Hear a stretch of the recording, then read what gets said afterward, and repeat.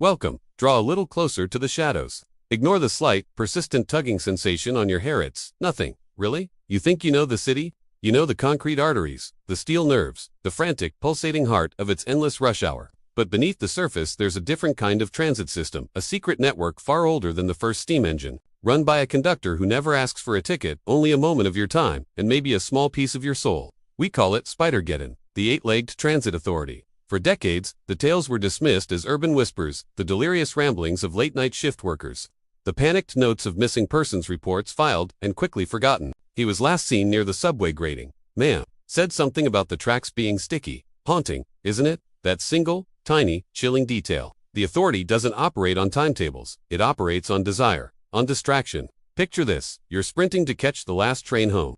Rain is slickening the platform. You're scrolling, texting, utterly absorbed in the digital universe. The moment you step into that liminal space, the shadowed gap between the platform and the rattling carriage, VE entered the authority's jurisdiction. Its architects are masters of the unseen. They don't build tunnels, they weave them. The silk, spun from a nightmare's loom, isn't just sticky.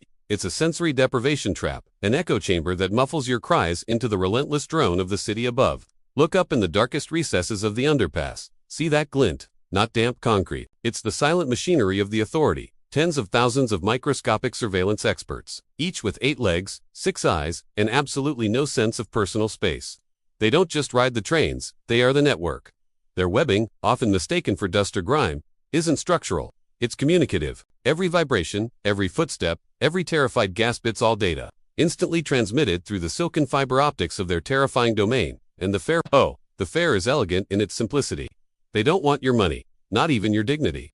They simply ask for your patience in the form of stillness. The moment you stop struggling, the journey truly begins. A journey to a forgotten depot where the only other passengers are shadows. And the only final destination is a silence more profound than the grave. Don't worry though. Their service is efficient. They'll have you suspended and ready for transit before the morning rush. The ultimate irony of the eight-legged transit authority is that while we build our magnificent, noisy, and often delayed infrastructure, the authority operates with flawless, sinister precision, utterly invisible to the human eye. Think of the creatures we call spiders not as creepy crawlies, but as the highly specialized, highly efficient employees of this dark metropolis. Their hierarchy is chillingly corporate.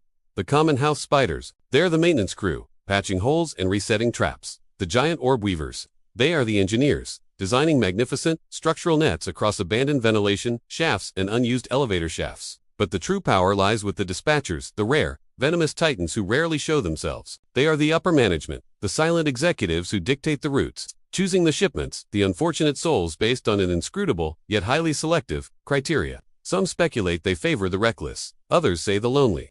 We believe the dispatchers simply prefer those whose inner light has dimmed, making them easier to blend into the surrounding darkness. They don't just consume, they curate, and their method of transport is profoundly disturbing. Yet, one must admit, environmentally sound. They utilize their specialized webbing, not just to ensnare but to create cocoons that serve as mobile, temporary storage units. These parcels are then moved through abandoned utility corridors, forgotten sewer lines, and the unmapped, moist chasms beneath the city, carried along by a relentless current of unseen movement. This is why, occasionally, maintenance workers find vast, shimmering sculptures of silk strung between skyscrapers in areas no human could possibly reach, a masterpiece of organic architecture. These aren't traps, they are transfer stations, hubs of horrifying activity, where the authority consolidates its cargo before the final, irreversible dispatch.